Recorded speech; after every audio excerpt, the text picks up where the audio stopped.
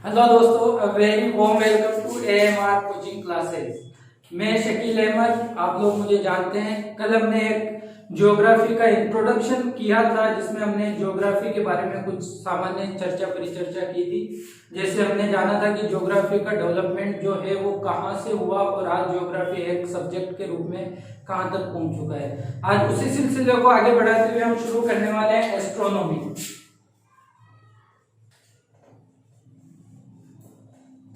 Astronomy जिसे हम हिंदी में कह सकते हैं खगोलिकी।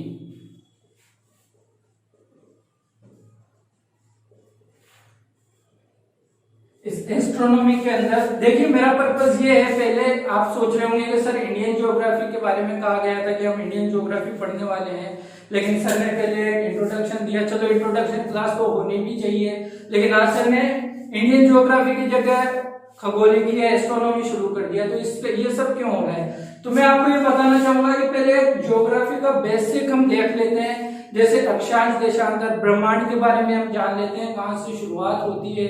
ब्रह्मांड के बाद आकाश गंगाएं कुछ पढ़ लेते हैं, तारों के बारे में पढ़ लेते हैं, कुछ नॉर्मल जो बेसिक हमारे ग्रह और उपग्रह हैं उनके बारे में पढ़ लेंगे। उसके बाद जब पृथ्वी के बारे में पढ़ते हुए जब हम इंडिया के ऊपर आएंगे तो उसके बाद जो बेसिक नॉलेज हमें चाहिए होगा, जैसे कि अक्षांश और देशांतर की हमें जरूरत पड़ेगी, समय रेखा और तिथि रेखा की हमें जरूरत पड़ेगी। तो ये चीज हम पहले से पढ़ते हुए चलेंगे तो बाद में हमें कोई दिक्कत नहीं होगी। तो इसी पर्पज से आज हम शुरू कर रहे हैं एस्ट्रोनॉमी। और एस्ट्रोनॉमी के अंदर भी हम आज पढ़ने वाले हैं ब्रह्मांड।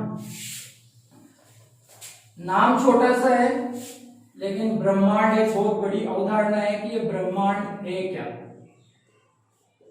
ब्रह्मांड,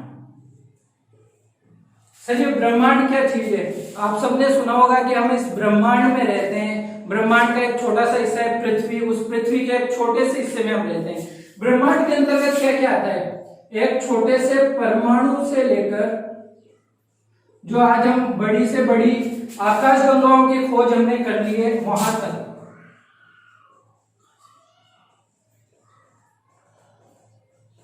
एक छोटे से परमाणु की अगर बात करें, इस परमाणु से लेकर बड़ी से बड़ी आकाश गंगा की अगर हम बात करते हैं तो ये सब कुछ ब्रह्मांड के अंदर शामिल होता है। अब आप कहोगे सर ये परमाणु के बारे में थोड़ा सा बता दो, तो मैं आपको ये कहूंगा कि भाई ये ना केमिस्ट्री की विषय वस्तु है, तो ये आपको जनरल साइंस वाले सर, जो बहुत जल्दी हम जनरल साइंस शुरू करने वाले हैं, जनरल साइंस के टीचर आपको इसके बारे में बताने वाले हैं। फिलहाल आप इतना ध्यान रखो कि सर ब्रह्मांड के अंदर वो चीजें आती है, छोटे से छोटे परमाणु से लेकर बड़ी से बड़ी आकाश गंगा की अगर हम बात करते हैं तो ये सब चीजें कहाँ आती है, ये सब चीजें आती है ब्रह्मांड के अंदर। थोड़ा सा आगे चलते हैं।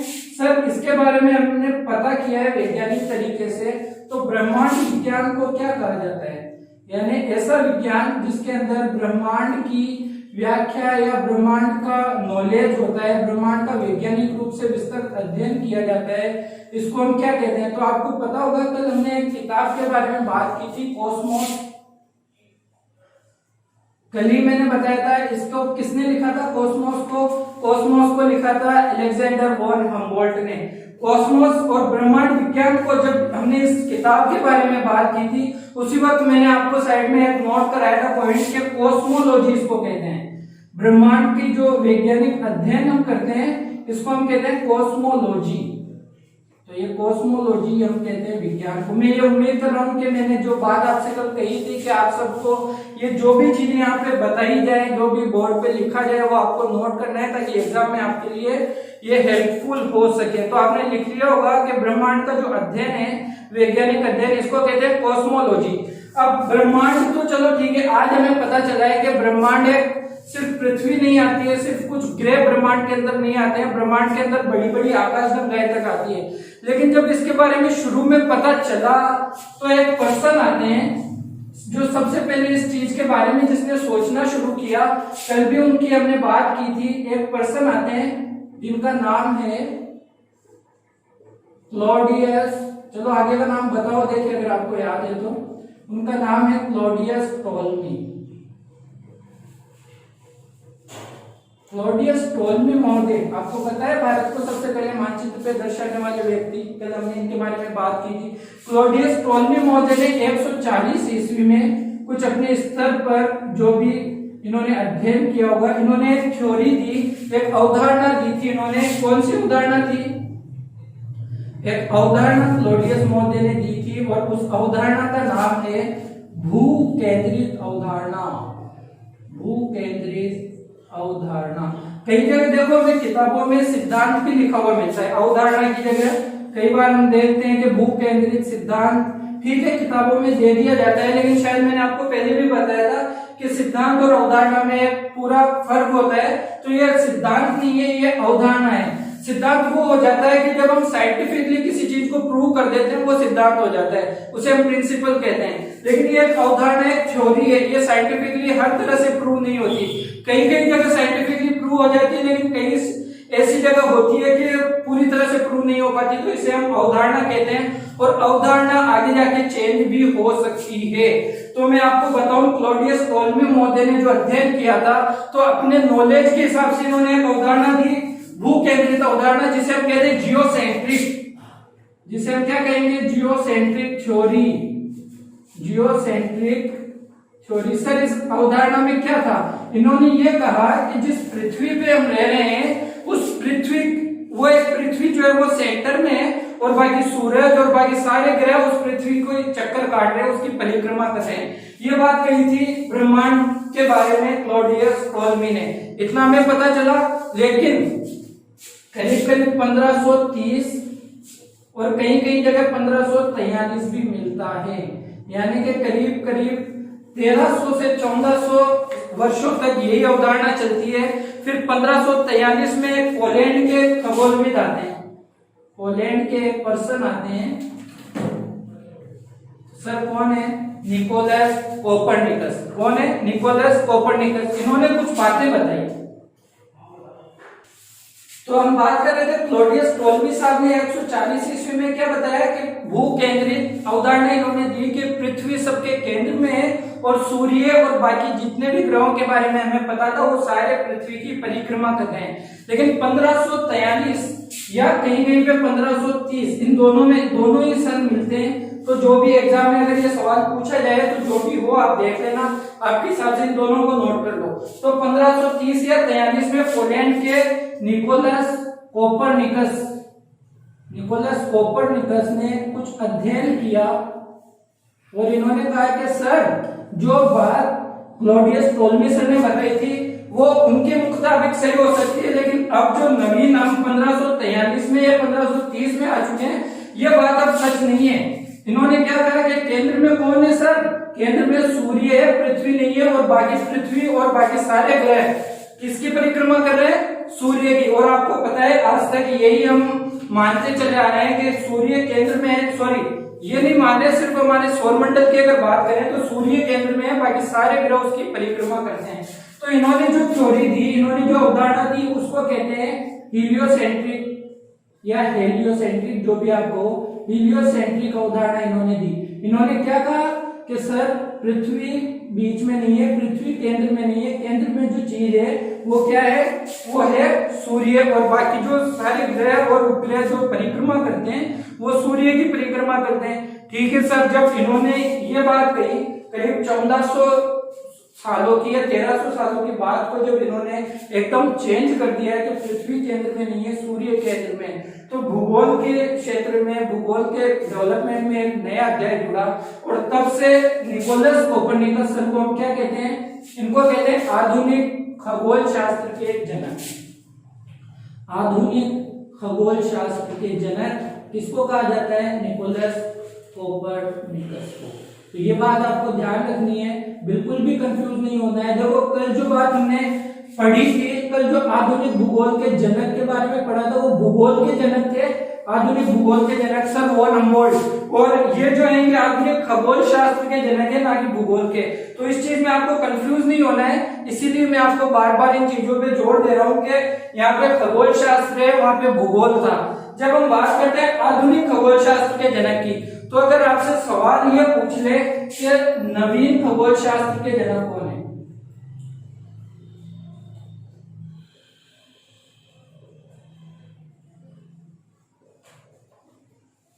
तो आपको क्या लगेगा एग्जाम में कि सर ने यार आधुनिक बताया था, आधुनिक भी ये मॉडर्न जमाने हो गया और नवीन भी हम नई नई बात करें तो वही चीज नवीन हो जाती है। तो आप क्या करोगे, फटाफट से निकोलस कोपरनिकस देखा, टिक मारा और बाहर आके खुश हो गया कि सर मजा आ गया, सवाल मिल गया था और हमने सही कर दिया।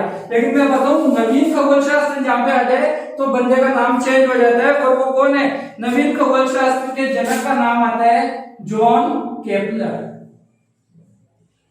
ये चीज आपको बहुत अच्छे से और बहुत ध्यान से बहुत गौर से नोट कर लेनी है कि आधुनिक खगोल शास्त्र के जनक की अगर हम बात करते हैं तो निकोलस कोपरनिकस, और अगर नवीन खगोल शास्त्र की बात करते हैं तो जॉन केपलर सर आ जाते हैं। ठीक है, ठीक है सर, निकोलस कोपरनिकस की बात कर रहे थे तो इनको इन्होंने एक चीज और बताई थी, वो भी हम कह देते हैं। आपको पता होगा जो ग्रह हैं वो सूर्य की क्या करते हैं, परिक्रमा। ये बात किसने बताई थी, निकोलस कोपरनिकस ने बताई थी। इन्होंने साथ में ये भी बताया कि जो परिक्रमा करते हैं, आपको पता होगा एक निश्चित अवधि में करते हैं, सॉरी एक निश्चित कक्षा में करते हैं। और ये जो कक्षा है ये कैसी होती है, ये होती है दीर्घवृत्ताकार। तो निकोलस कोपरनिकस सर ने क्या बताया कि जो ग्रह परिक्रमा करते हैं ना सूर्य की, ये दीर्घवृत्ताकार कक्षा में करते हैं, ना कि वृत्ताकार कक्षा में। पहले ये थ्योरी थी कि हम जो ग्रह है वो सूर्य की परिक्रमा वृत्ताकार कक्षा में करते हैं, लेकिन इन्होंने एक बात और साबित की कि ये जो ग्रह सूर्य की परिक्रमा कर रहे हैं ये वृत्ताकार कक्षा में नहीं, दीर्घवृत्ताकार कक्षा में कर रहे हैं। तो ये चीज आपको ध्यान रखनी है। कल भी हमने इसी तरह से किया था, एक पर्सन को लिया, उनके बारे में जितने भी फैक्ट थे, चाहे वो ज्योग्राफी से रिलेटेड हो, कहीं कहीं थोड़ा सा उससे हटके हो, वो सारे फैक्ट हमने देखे थे। आज भी हम कुछ ऐसा ही कर रहे हैं। निकोलस कोपरनिकस सर ने ये थ्योरी दी, इनके बारे में जो भी फैक्ट है इन्होंने सूर्य की हेलियोसेंट्रिक बताया, अवधारणा दी, तो इनको आधुनिक खगोल शास्त्र के जनक कहा जाता है। यहाँ से नया ये फैक्ट जुड़ता है कि नवीन खगोल शास्त्र के जनक जॉन केपलर सर है। इसी तरह से हमें पर्सन को केंद्र बिंदु बनाते हुए उसके सारे जो फैक्ट है वो देखने की हम कोशिश कर रहे हैं। तो इतना आपने नोट कर लिया होगा। एक सेकेंड, एक मिनट और देता हूं आपको, नोट कर लीजिए, फिर हम आगे बढ़ते हैं। ठीक है, आपने स्क्रीनशॉट ले लिया होगा, बाद में नोट करते रहा करिए। लेकिन एक बात मैं आपको बताऊं, जो भाई मेरे स्क्रीनशॉट लेते हैं, मैंने भी बहुत पढ़ाई की है, मैंने भी बहुत सारे स्क्रीनशॉट लिए हैं, लेकिन स्क्रीनशॉट लेने के बाद में आज तक उनको कभी देखा नहीं है। जिन चीजों को कॉपी पे नोट कर पाए हैं वही चीजें रिवीजन कर सकते हैं, बाकी का हमें इतना टाइम ही नहीं मिलता कि कॉपी भी खोल के रिवीजन करें और फिर बाद में मोबाइल के साथ साथ वो जो स्क्रीनशॉट हमने लिए थे उनसे भी रिवीजन करें। हाँ, आज भी कोई 1-2% ऐसा मिल जाए तो वो कोई बड़ी बात नहीं है, लेकिन मैं ज्यादातर मेजोरिटी की बात मैं कर रहा हूँ। और जब हम मोबाइल हाथ में लेते हैं तो शायद व्हाट्सएप या फेसबुक के से हमें फुर्सत ही नहीं मिलती, तो हम स्क्रीनशॉट्स तो क्या देखेंगे।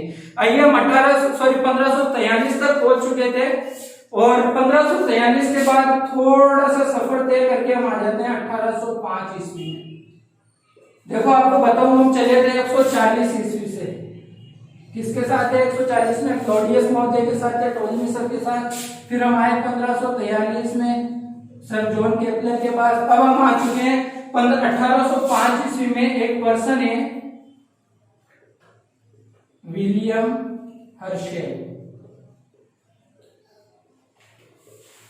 जब ये 1805 ईस्वी आई ना, जब इन्होंने अपने स्तर पे अध्ययन किया भूगोल के लिए, तब तक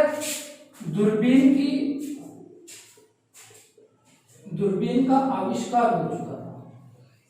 तो जब दूरबीन का आविष्कार हुआ तो हमें रिसर्च करने में बहुत ज्यादा मदद मिली, क्योंकि आपको पता है दूरबीन से दूर की वस्तुएं जो ग्रह वगैरह है उनके बारे में हम अच्छे से जानकारी ले सकते हैं। तो चलो, मैंने आपको दूरबीन का आविष्कार हुआ था, तो अब आप लोगों से एक चीज मैं पूछना चाहता हूँ। जैसे ही मैंने कल एक क्वेश्चन आपसे किया था, वैसे ये आज का क्वेश्चन है। आप लोग मुझे कमेंट करके बताएंगे कि इसका आविष्कार किसने किया था और कब किया था। कमेंट में आपका इंतजार रहेगा कि इस सवाल का जवाब आप हमें कमेंट करके देंगे। अब आप कहेंगे सर कल भी तो एक सवाल पूछा था, उसका तो बता दो। विषुवत रेखा की लंबाई हमने कल पूछी थी आपको। जिन लोगों को पता है या जिन्होंने सर्च किया, जिन्होंने कमेंट किया, उन्हें कॉन्ग्रेचुलेशंस। जिन्होंने नहीं सर्च किया या जो आलसी लोग हैं उनको बता देते हैं कि विषुवत रेखा की जो लंबाई है वो 40075 किलोमीटर है, यानी कि 40,075 किलोमीटर लंबाई है हमारी विषुवत रेखा की। या हम इसको दूसरी तरह से कह सकते हैं कि पृथ्वी का जो व्यास है वो है 40,075 किलोमीटर। ठीक है, तो बात कर रहे थे विलियम हर्शेल सर की। दूरबीन का आविष्कार किसने किया, कब किया, आप बताओगे, कमेंट में इंतजार रहेगा। चलिए अपने टॉपिक पे आते हैं, ज्यादा भटकते नहीं है, बात करते हैं विलियम हर्शेल सर की। इन्होंने दूरबीन की सहायता से अध्ययन किया और इन्होंने क्या कहा कि सर ये जो हम बात कर रहे हो ना, पहले कह रहे थे कि पृथ्वी केंद्र में है, फिर कह रहे हो सूर्य केंद्र में है, ये कोई केंद्र में नहीं है, ये सिर्फ एक अंश है। किसका, आकाश गंगा का एक अंश मात्र है, मात्र एक अंश है आकाश गंगा का। तो जो हम बड़े बड़े सपने देख रहे थे ना कि हम ही तो केंद्र में है, हमारे पृथ्वी केंद्र में, इसका मतलब हम केंद्र में है, फिर बात है सूर्य केंद्र में। लेकिन इन्होंने हमारी आंखें खोली कि सर जी जो आप बात कर रहे हो ना, ये सौरमंडल हमारा जो है, ये सिर्फ यही नहीं है, ब्रह्मांड के अंदर आकाश गंगा नाम की भी एक चीज है, और उस आकाश गंगा का एक छोटा सा हिस्सा है हमारी पृथ्वी और हमारा सौरमंडल। तो ये चीज किसने बताई, ये चीज बताई सर विलियम हर्शेल ने। तो चलिए इनके बारे में एक फैक्ट और आता है, आपने नाम सुना होगा इंफ्रारेड किरणें, इंफ्रारेड, चलो हिंदी में लिख देते हैं, इंफ्रारेड किरणें या विकिरण, इसके बारे में भी इन्होंने ही सबसे पहले खोज की। ठीक है, तो ये बात भी आप इनके बारे में लिख लीजिएगा, पता लगाया था इन्होंने इंफ्रारेड के बारे में सबसे पहले। ठीक है सर, 140 से हम 1805 तक आ चुके हैं। इन्होंने हमें क्या बताया था कि सर आकाशगंगा नाम की भी कोई चीज होती है, और सिर्फ सूर्य और पृथ्वी और हमारा सौरमंडल ये सब कुछ नहीं है इस ब्रह्मांड के अंदर, इस ब्रह्मांड का एक बहुत छोटा सा अंश है। तो ठीक है, इतनी बात हुई। फिर 1925 में चलते हैं, एक पर्सन और आते हैं। 1925 की बात अगर हम करें, इसलिए एक पर्सन और आते हैं, एडविन पी हब्बल।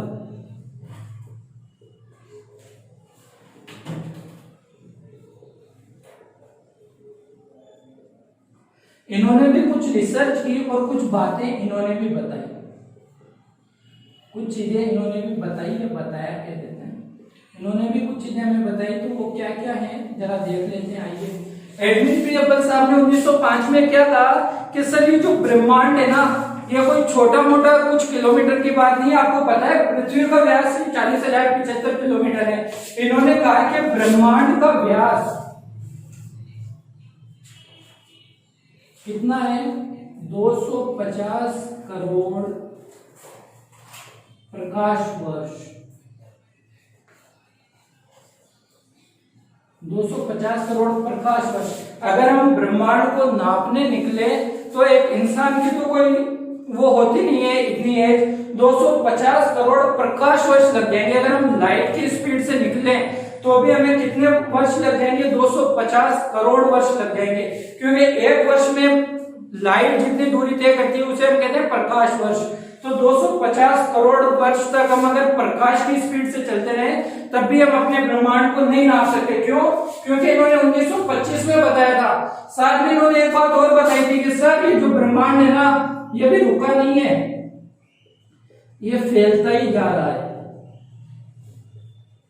ये क्या हो रहा है, फैलता ही जा रहा है। तो करीब 100 साल हो गए तो 100 साल में और फैल चुका होगा, तो इससे ये एक्सपेंड होता जा रहा है, ये अभी अभी रुक नहीं रहा है। ब्रह्मांड के बारे में इन्होंने जो बातें बताई है वो मैं आपको बताने की कोशिश कर रहा हूँ। अब आपको पता है कि विलियम हर्शेल सर ने कहा था कि सर ये जो सौर मंडल है हमारा वो आकाश गंगा का एक अंश मात्र है। तो हमें ये लगा था कि चलो ब्रह्मांड क्या है, एक आकाश गंगा है, उस आकाश गंगा के अंदर सौर मंडल है और सौर मंडल में पृथ्वी है और पृथ्वी में हम है। तो इन्होंने एडविन पी हब्बल सर ने क्या बताया कि सर इसके अंदर एक ही आकाश गंगा नहीं है, इसके अंदर अरबों आकाश गंगा है। तो आपको पता है ब्रह्मांड कैसे बढ़ता जा रहा है। हमने शुरू कहां से किया था कि सर कुछ ग्रह हैं, एक पृथ्वी है और वो सारे ग्रह जो है पृथ्वी का चक्कर लगा रहे हैं, एक सूरज है और वो सब पृथ्वी का चक्कर लगा रहे हैं, तो शायद इतना ही हमारा ब्रह्मांड है। फिर आगे हम चले तो उन्होंने बताया कि नहीं सर सूरज का हम चक्कर लगा रहे हैं, सूरज केंद्र में है और बाकी सब हम चक्कर सूरज का लगा रहे हैं, तो इतना ही हमारा ब्रह्मांड है। आगे यह है कि नहीं सर सौरमंडल जो ब्रह्मांड केवल सौरमंडल ही ब्रह्मांड नहीं है, आकाशगंगा है और उस आकाशगंगा का छोटा सा एक हिस्सा है जो कि सौरमंडल है। आगे एडविन हबल साहब ने क्या बता दिया कि आकाशगंगा भी एक ही नहीं है, ब्रह्मांड के अंदर अरबों की संख्या में आकाशगंगा है। तो ऐसे हमारा ब्रह्मांड के एक्सपेंड होता जा रहा है। और अभी भी मैं आपको एक बात बताऊं, ब्रह्मांड के बारे में हम सिर्फ 4% जानते हैं। इतना सब जानने के बाद भी जब हम इतनी सारी चीजें जान चुके हैं तो भी हम सिर्फ ब्रह्मांड के बारे में 4 चीजें जानते हैं, 4% चीजें जानते हैं। बाकी 96% जो चीजें हैं उनको, जो कि हम नहीं जानते, उसे हम अभी डार्क मैटर या फिर डार्क एनर्जी के नाम से जानते हैं। ऐसी चीजें जिनको हम नहीं जानते। ठीक है, उम्मीद कर रहा हूँ कि जो मैं पढ़ा रहा हूँ आपको, जिस तरह से मैं समझा रहा हूँ, शायद आप समझ पा रहे होंगे। अगर किसी तरह का कोई सुझाव आप देना चाहते हैं कि सर कुछ इस तरह से आप पढ़ाया करें, तो आपके सुझाव इनवाइटेड है। हम कोशिश करेंगे आपके सुझावों पे अमल करने की। ये हमारा तरीका है, तो हम इसी तरह से, शायद मुझे ये लगता है कि मैं आपको ठीक से समझा पा रहा हूँ। ठीक है, तो आप हम एडविन हबल साहब की बात कर रहे थे। इन्होंने क्या कहा कि सर ब्रह्मांड का जो व्यास है वो कितना है, 250 करोड़ वर्ष है। यहाँ पे व्यास लिख देता हूँ ताकि आपको पता है। ब्रह्मांड का व्यास कितना है, 250 करोड़ प्रकाश वर्ष है। और ये क्या हो रहा है, अभी भी फैलता जा रहा है। एक तीसरी बात इन्होंने क्या की कि आकाशगंगाएं भी लाखों में है, अरबों में तो अभी बाद में हमको पता चली है। इन्होंने कहा था कि आकाशगंगाएं क्या है, लाखों में है। और ये भी अब आपस में दूर दूर होती जा रही है। अभी तक जो ब्रह्मांड है वो अभी भी क्या है, आपस में दूर दूर होते जा रहे हैं। तो ठीक है, इतनी बातें थी ब्रह्मांड के बारे में। अब हम कुछ सिद्धांत या कुछ थ्योरीज जो मिली है ब्रह्मांड के बारे में, कुछ लोगों ने ये थ्योरी दी है कि हमने बात की कि ब्रह्मांड है क्या, उसके बारे में जो लोगों ने सिद्धांत दिए, जो थ्योरीज दी है, उनके बारे में बात की। आगे हम बात करने वाले हैं ब्रह्मांड की उत्पत्ति कैसे हुई, उसके बारे में भी लोगों ने कुछ सिद्धांत दिए हैं। तो ब्रह्मांड की उत्पत्ति कैसे हुई, उससे पहले, उसकी बात करने से पहले इसकी बात कर लेते हैं। प्रकाश वर्ष क्या होता है सर? देखो, प्रकाश वर्ष ये इकाई है, किसकी है सर? समय की। सही है क्या? समय की इकाई नहीं है, क्योंकि कई बार ये कंफ्यूजन होता है कि सर इसमें वर्ष आ रहा है तो शायद ये समय की इकाई हो।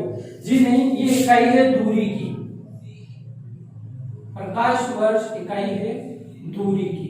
ठीक है, तो प्रकाश वर्ष यानी लाइट जिस स्पीड से चलती है उस स्पीड से अगर 1 वर्ष में चला जाए तो हम कितनी दूरी तय कर लेंगे, यही है एक प्रकाश वर्ष। और एक प्रकाश वर्ष में क्या होता है, एक प्रकाश वर्ष बराबर एक light year is equal to कितना होता है, 19.461 इंटू 10⁻15 मीटर। अगर किलोमीटर करेंगे तो यहाँ 12 हो जाएंगे, मीटर की मैं बात कर रहा हूँ। तो इतना एक प्रकाश वर्ष बराबर होता है ये। और ये किसकी इकाई है, ये दूरी की इकाई है। अक्सर पूछा जाता है एग्जाम में, और कई सही भी होता है लेकिन कई लोग इसको गलत भी कर देते हैं। तो प्रकाश वर्ष की बात कर रहे थे, तो एक और इकाई आती है खगोलीय इकाई, एस्ट्रोनॉमिकल यूनिट।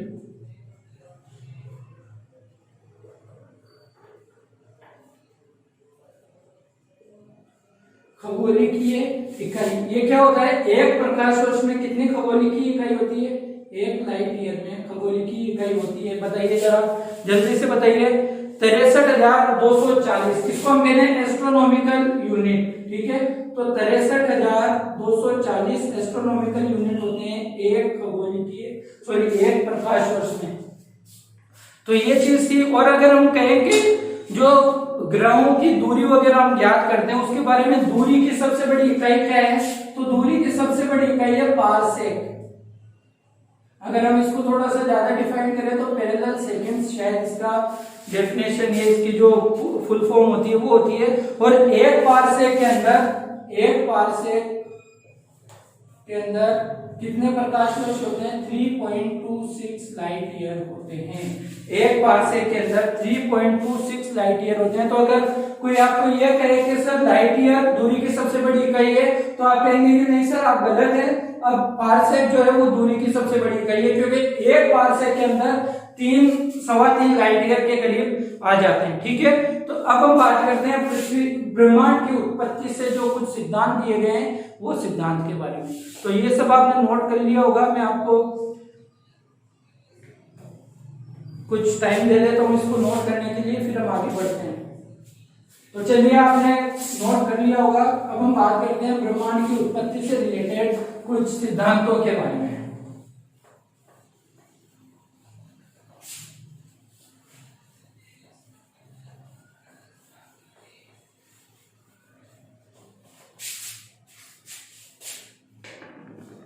तो ब्रह्मांड की उत्पत्ति बहुत सारे सिद्धांत या मैं कहूँ अवधारणा है, क्योंकि ये चीजें हम अंदाजा लगा सकते हैं। कुछ जो प्रूफ हमें मिलते हैं साइंटिफिकली, कुछ चीजों के अंदाजा लगा सकते हैं, लेकिन पूरी तरह से मुझे नहीं लगता है कि इसको हम डिफाइन कर पाएंगे, क्योंकि तब तक हमारा कोई अस्तित्व नहीं था।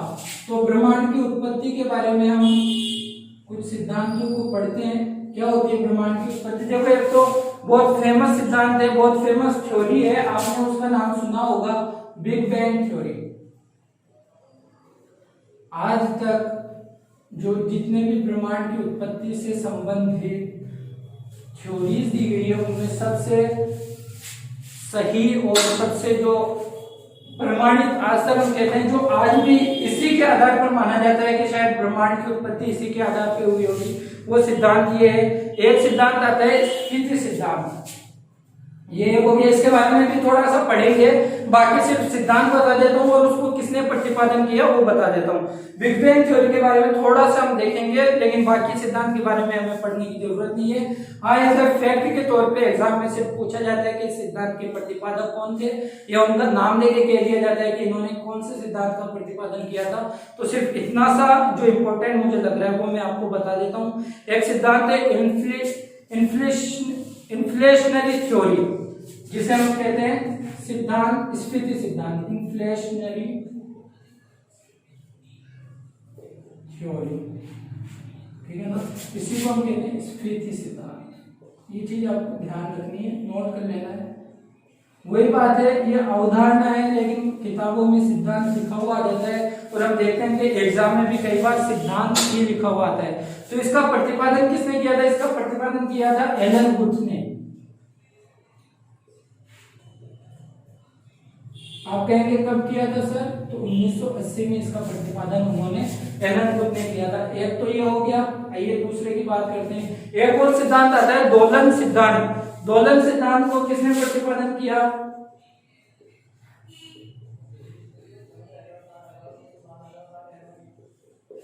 दोलन सिद्धांत देने वाले जो शख्स हैं उनका नाम है डॉक्टर एलन संडेज। देखो, ये भी एलन है और ये भी एलन है, तो डॉक्टर एलन संडेज। ठीक है, इसके बाद में एक और सिद्धांत आता है, और उस सिद्धांत का नाम क्या है? सतत दृष्टि सिद्धांत, या फिर साम्यावस्था सिद्धांत, steady state theory. Steady state theory क्या क्या कह सकते हैं हिंदी में? एक तो कह सकते हैं सतत सृष्टि सिद्धांत, और दूसरा और इसका एक नाम है साम्यावस्था सिद्धांत। क्या है? साम्यावस्था सिद्धांत। साम्यावस्था सिद्धांत किसने प्रतिपादन किया था सर, बताइए जरा। तो बता देते हैं आपको, इसका प्रतिपादन किया था थॉमस गोल्ड और हरमन बांडी ने। दो सर थे, 2 पर्सन थे जिन्होंने इसका प्रतिपादन किया। एक तो थे थॉमस गोल्ड और हरमन बांडी। ये चीज आपको ध्यान रखनी है, ये 3 को लिख लिया। फिर हम थोड़ी सी बात करते हैं बिग बैंग थ्योरी के बारे में।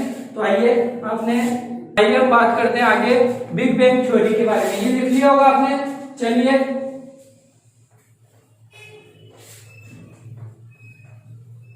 बिग बैंग थ्योरी को किसने दिया था सर? एक पर्सन थे,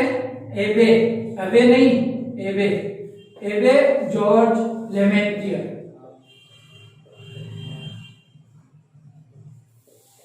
ये थ्योरी दी थी इन्होंने, लेकिन इसको सही से व्याख्या, इसकी जो हम कहते हैं कि इसकी व्याख्या की एक पर्सन का नाम हो रहा है, सॉरी इस सिद्धांत की व्याख्या किसने की थी?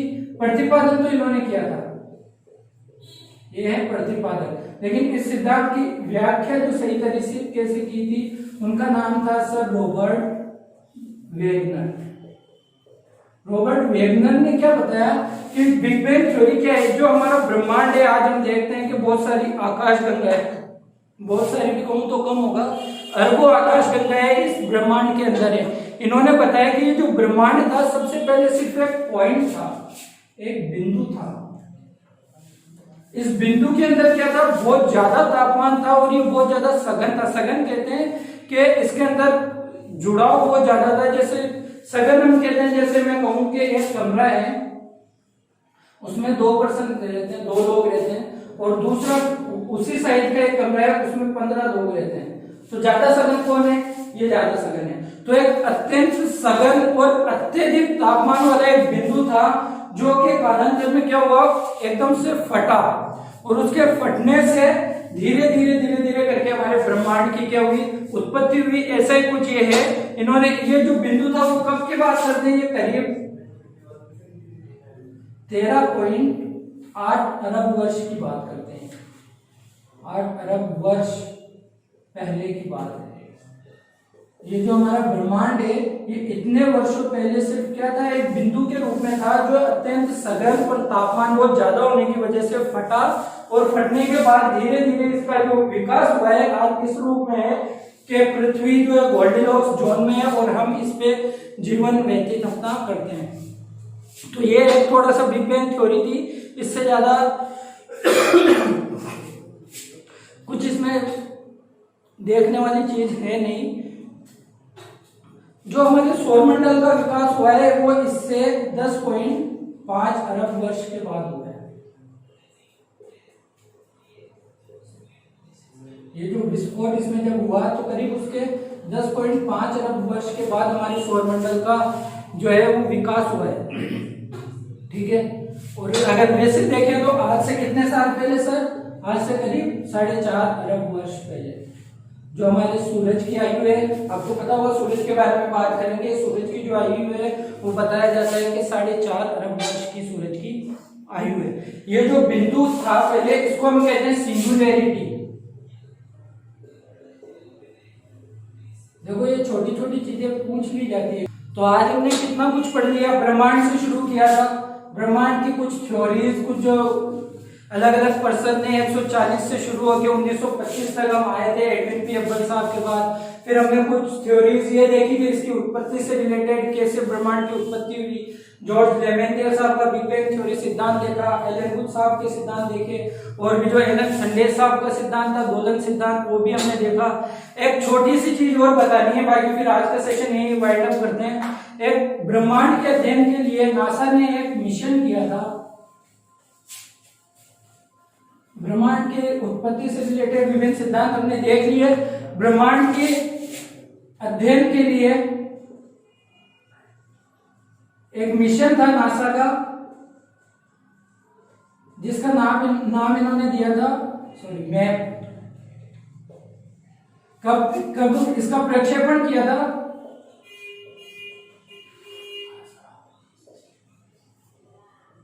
30 जून 2001 को। यह उपग्रह था, क्या था? उपग्रह। इसका प्रक्षेपण किया गया 30 जून 2001 को। अब आप कहेंगे कि सर इसका नाम तो बता दो। मैंने कहा नाम तो मैंने बता दिया। आप कहेंगे सर फुल फॉर्म बता दो, तो मैं कहता हूं फुल फॉर्म में लिख लो, माइक्रोवेव एनिसोट्रॉपी प्रोब। इसकी फुल फॉर्म लिख लो, माइक्रोवेव, माइक्रोवेव। इसकी फुल फॉर्म है माइक्रोवेव एनिसोट्रॉपी प्रोब। फिर क्या हुआ, इस मिशन के जो अध्यक्ष थे या जो मैं कहूं प्रमुख थे, उनका निधन हुआ सितंबर 2002 में। नासा के इस ये वाला जो मिशन था, इसके प्रमुख थे, उनका निधन हो गया था सितंबर 2002 में। और इन प्रमुख का नाम क्या था? इनका नाम था सर विल्किंस। और अगर हम इनका पूरा नाम देखना चाहें तो इनका पूरा नाम था डेविड विल्किंस। इनका जो निधन हुआ, डेविड विल्किंस। तो फिर क्या किया, फरवरी 2003 के अंदर, फेब 2003 में इस मिशन का नाम इन्होंने कर दिया WMAP। बस ये इतनी सी इंपॉर्टेंट जानकारी थी। नासा ने ब्रह्मांड के अध्ययन के लिए एक मिशन किया था मैप का प्रक्षेपित कब हुआ, 30 जून 2001 को, और इसका पूरा नाम हम देखें तो माइक्रोवेव एनिसोट्रॉपी प्रोब था। फिर क्या हुआ, 30 जून 2001 को इसको प्रक्षेपित कर दिया गया, लॉन्च कर दिया गया, लेकिन सितंबर 2002 में इस मिशन के जो प्रमुख थे डेविड विल्किंसन, इनका निधन होने की वजह से इनके सम्मान में इसका नाम W से Wilkinson map microwave anisotropy probe इसका नाम कर दिया गया। इतनी आज के लिए इंफॉर्मेशन थी। नेक्स्ट सेशन में हम आगे पढ़ेंगे, और मेरा इरादा है कि नेक्स्ट सेशन में हम आकाश गंगा के बारे में पढ़ेंगे। तब तक हमसे जुड़े रहिए। कैसा लगा बताइएगा, शेयर कीजिएगा दोस्तों तक, और सब्सक्राइब जरूर कीजिएगा। Thank you very much.